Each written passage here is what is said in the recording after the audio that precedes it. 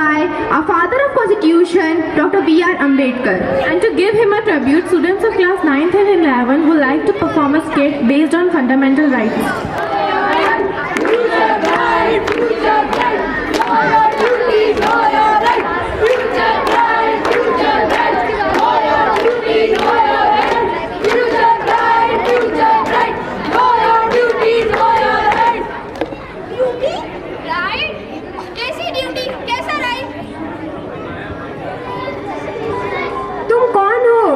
मैं संविधान हूँ, मुझे भीमराव अंबेडकर जी ने लिखा था।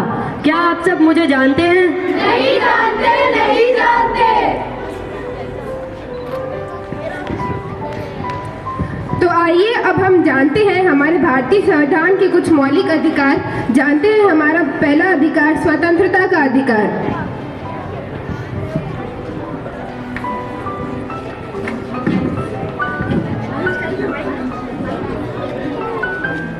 भैया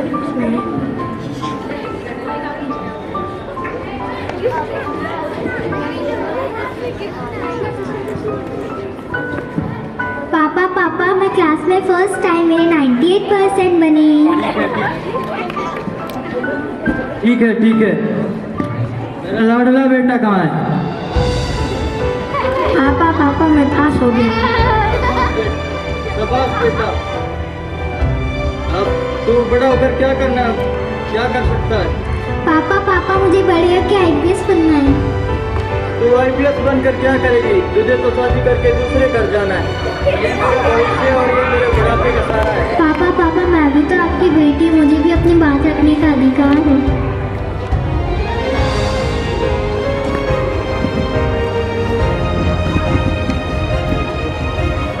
जैसा कि हमने देखा कि इस बच्चे को अपनी बात स्वतंत्रता पूर्वक रखने नहीं दी गई, इसलिए हमारे भारतीय संविधान के अनुच्छेद 19 के तहत हर नागरिक को स्वतंत्रता पूर्वक अपनी बात रखने तथा बोलने का अधिकार मिलता है।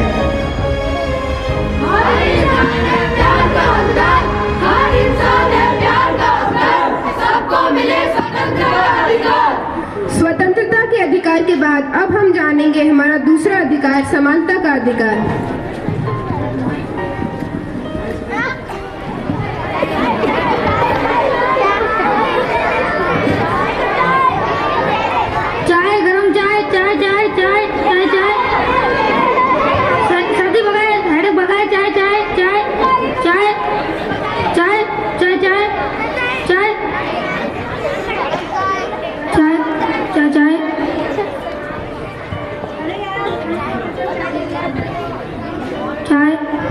चाय। अरे यार ठंड बहुत है, चल चाय पीने चलते हैं। हाँ चल।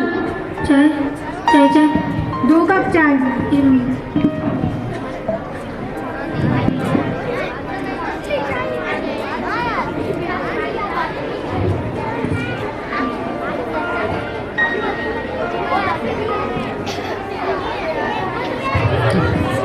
लो मैम चाय। और कोई कप नहीं है? No ma'am.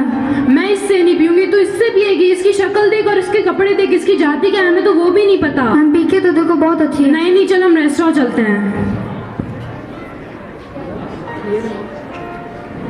जैसा कि हमने देखा, इस व्यक्ति को इसके रंग जाति के आधार पर दुत्कारा गया, इसलिए हमारे भारतीय संविधान के अनुच्छेद 14 के तहत सभी नागरिकों के साथ समान व्यवहार किया जाना चाहिए और रंग, जाति, लिंग या जन्म के स्थान के आधार पर किसी भी प्रकार का भेदभाव नहीं करना चाहिए। समानता का अधिकार, संविधान देता है समानता का अधिकार। अब इंसान नहीं कर सकता इंसान का तिरस्कार। कब लाने? समानता के अधिकार के बाद अब हम जानेंगे हमारा तीसरा अधिकार शोषण के विरुद्ध अधिकार। चलो काम करने चलते हैं।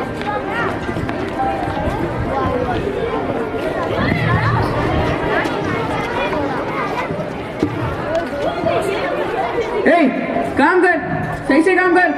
समझ में नहीं आता, काम कर। जी मालिक कर रहा हूँ। फटाफट कर। हेलो, बढ़िया, कुछ अपने बारे में बताओ। ठीक है, पर तू क्या करूँ? जो काम मेरा एक दिन में होना चाहिए, ये लोग काम 3 दिन में करते हैं।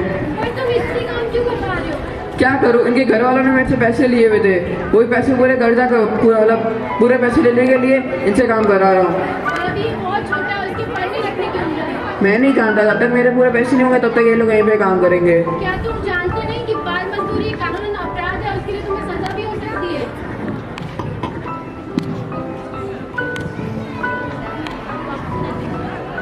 जैसा कि हमने देखा कि इस 12 साल के बच्चे से बाल श्रम करवाया जा रहा है, जो कि कानूनन अपराध है। इसलिए हमारे संविधान के अनुच्छेद 23 के तहत बाल श्रम पूर्ण रूप से गैर कानूनी है। इस प्रकार की मजदूरी को समाज में हर वर्ग द्वारा निंदित भी किया जाता है। इस प्रावधान के अनुसार कोई भी उल्लंघन कानून के अनुसार दंडनीय अपराध है। मेहनत मजदूरी ना करो, मेहनत मजदूरी ना करो, इन हाथों में कलम दबाओ। शोषण के विरुद्ध अधिकार के बाद अब हम जानेंगे हमारा चौथा अधिकार, सांस्कृतिक व शैक्षणिक अधिकार।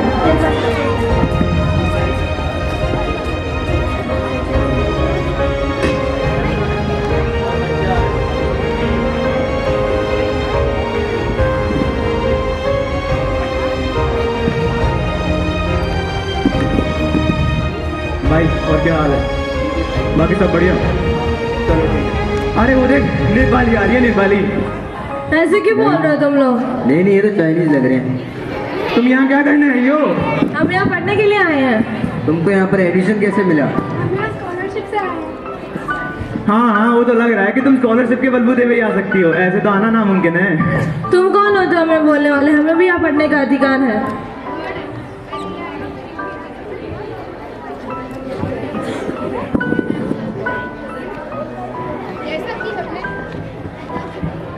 जैसा कि हमने देखा कि इन विद्यार्थियों को इनकी शिक्षा और संस्कृति के आधार पर परेशान किया गया, इसलिए हमारे भारतीय संविधान के अनुच्छेद 29 के तहत देश के सभी नागरिकों को संस्कृत व शिक्षा संबंधी स्वतंत्रता का अधिकार दिया गया है। नागरिकों को प्रत्येक वर्ग अपनी भाषा, लिपि व संस्कृति को सुरक्षित रखने का पूरा अधिकार है।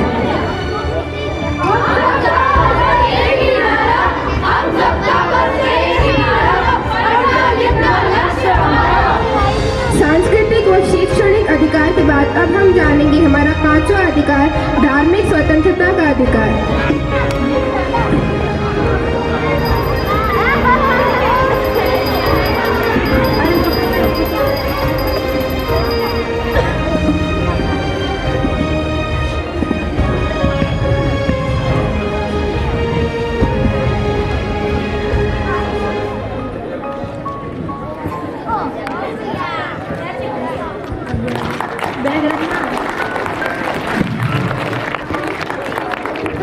हमारे भारतीय संविधान के अनुसार भारत में प्रत्येक व्यक्ति को अपना धर्म चुनने और उसका पालन करने का अधिकार है।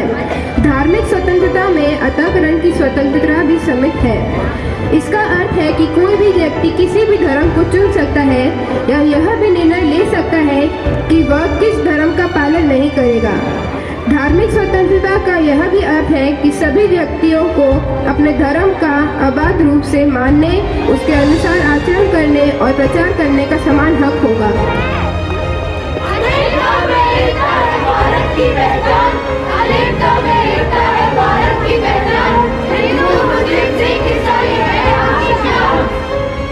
धार्मिक स्वतंत्रता के अधिकार के बाद अब हम जानेंगे हमारा छठा अधिकार, संवैधानिक उपचारों का अधिकार।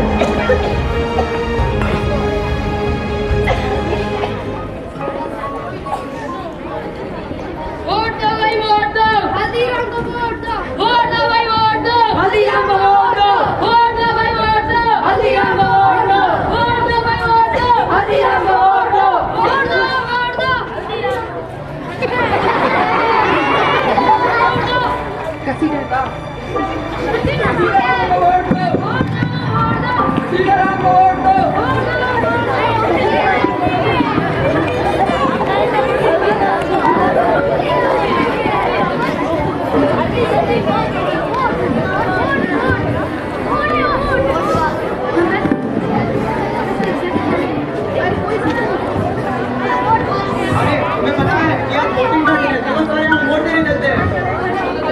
भाई ये लो पैसे और रसीद है, हमको वोट देना। हाँ भाई भाई तुम्हारा काम हो जाएगा। भाई ये लो पैसे घसीटाराम को वोट देना।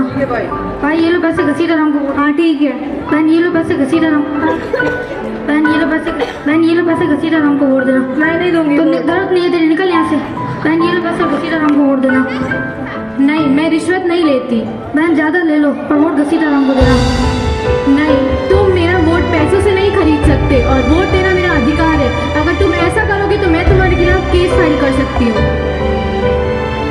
हमारे भारतीय संविधान के अनुसार हर व्यक्ति को अपने स्वयं की इच्छा के अनुसार बिना किसी दबाव के मतदान करने का अधिकार है और यदि ऐसी स्थिति में यदि कोई व्यक्ति मौलिक अधिकारों का हनन करता है तो वह न्याय की शरण भी ले सकता है।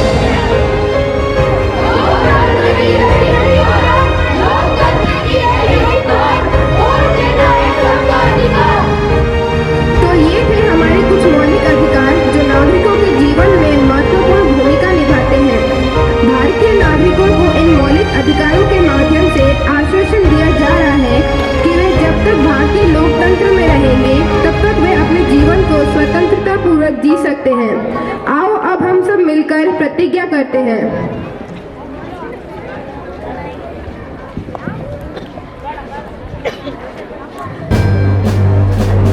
भारत हमारा देश है। समस्त भारतीय हमारे भाई बहन हैं। हमें अपना देश प्राणों से भी प्यारा है। इसकी